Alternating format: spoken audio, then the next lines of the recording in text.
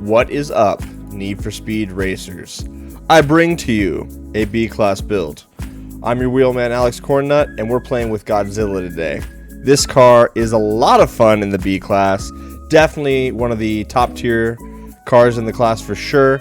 Obviously, it's not the cheese, but it's, if you're looking at a normal build, the R34 really slaps. And it looks really good. Throw the wide body kit on there for the stability. Throw those tires on there that we talked about in my other build video. If you don't know what I'm talking about, I will link that video at the end of this one. You need to go watch my 2000 GT Skyline 1971. It's a 20-minute video, and I go through all the reasons that a wide body kit, camber, tires, diffusers, and front splitters are all important, and how to kind of work with that formula. Let's delve right into this one today. So, guys, we are dealing with, like I said, Godzilla, the Skyline R34. For this vehicle, we are putting in the 3.8-liter V6. It's the Pro motor, and it has 304 stock horsepower.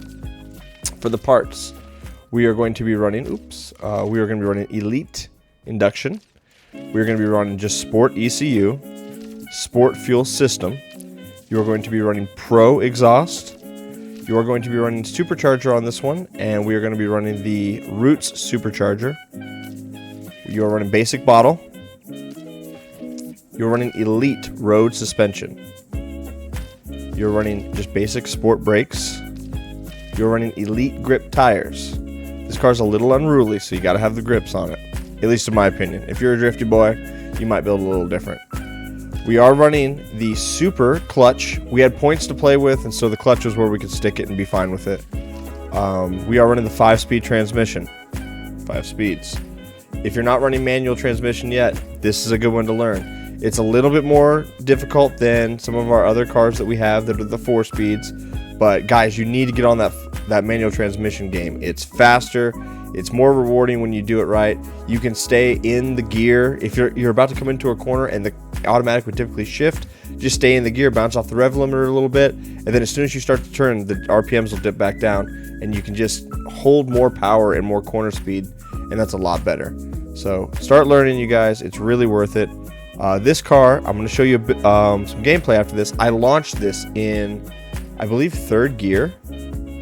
So that's another reward of the manual transmission. You launch harder. You can start in a higher gear. So at the end of the video, watch the race that I've done in this car. I'm not doing any crazy lap times or anything. People keep asking, hey, we'd like to see the car driven. I'm like, all right, cool. I got you, fam. If you don't want to tune into a live stream and watch me drive for 6 or 8 hours, cool. We'll get you a race at least. So I've done that. Makes my videos come out a little slower because I have to actually edit them and do some things, so I apologize for that, but trying to give you guys what you want. We are running the Elite Differential.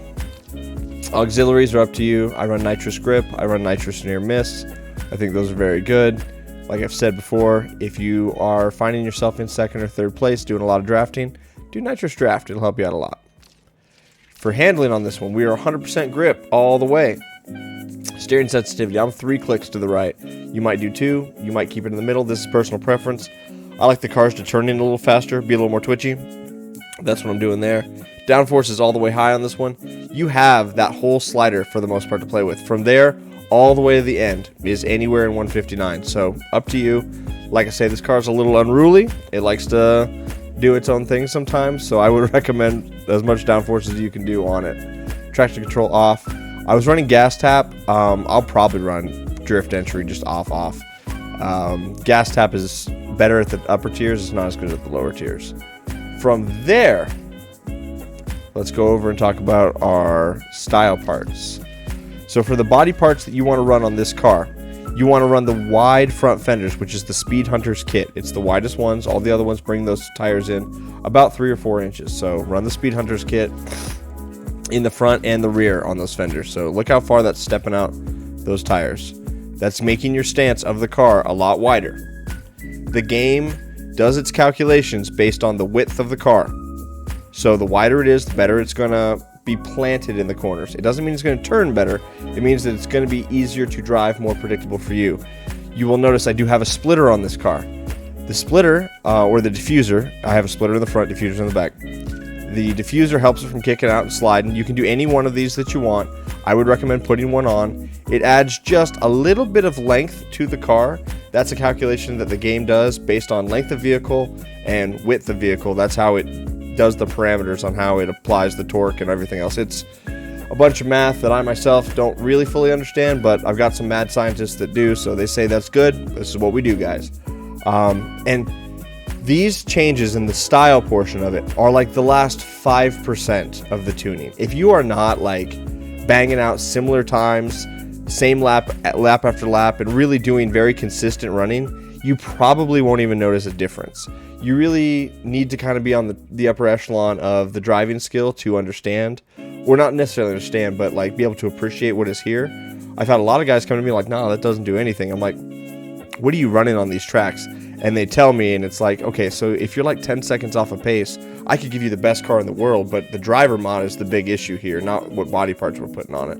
And so it's like the guys in F1, you do just a little camber adjustment or a different compound of tire, and those guys know exactly what went wrong. They're like, the car doesn't feel good when you do this. But you take like normal Joe Blow, put them in the car, and they're like, F1 car is the fastest thing I've ever driven. So you kind of need to be able to know what your car is going to do to be able to appreciate some of the other mods we're doing on this side. But it's what I'm running, and I notice a difference, and I like it. So go with what you feel, you guys. So like I said, diffuser in the back, splitter in the front. The splitter adds length to the front of the car. You can put one of the big dinner plate ones on it. When you put the longer splitter in the front, it makes the car understeer, meaning you're going to turn, it's not going to turn as sharp necessarily, or the butt end's not going to slide out as much. So for this one, I'm actually not running a full diffuser in the front because I think the car turns just fine without it. But if you find that the car is too unruly for you, maybe throw that on there, see what you do. Outside of that, those are the visuals that we're doing. Put on the tires, the 2-line. The Kumo 2-line tires. They are options 24, 25, and 26, I think. Yeah, so down there it's 25 through 28.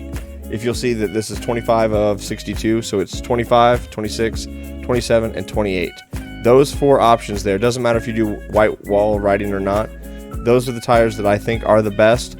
We found a statistic that there is a set of tires that are wider, but they look like a really aggressive off-road tread, and so I'd rather run these.